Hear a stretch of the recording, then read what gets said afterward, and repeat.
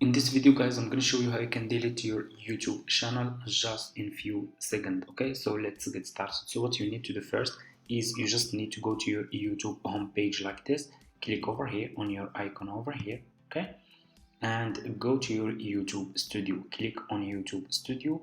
You will be directly in your YouTube studio homepage like this. What you will do next, click over here on setting, okay, like this. You will be in this second page. As you can see over here, select channel, okay, click on channel, then click over here again on advanced setting, okay, like this. Scroll down and go to manage YouTube channel like this.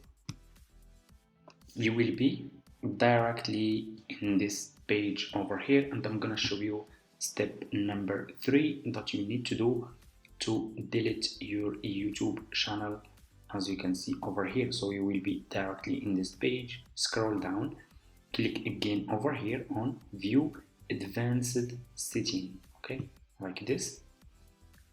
You will be in this page, scroll down, you should see over here delete channel, okay.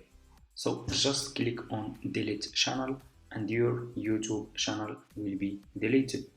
That's how you can delete your YouTube channel just in few seconds. Thank you so much for watching guys. See you in my next video.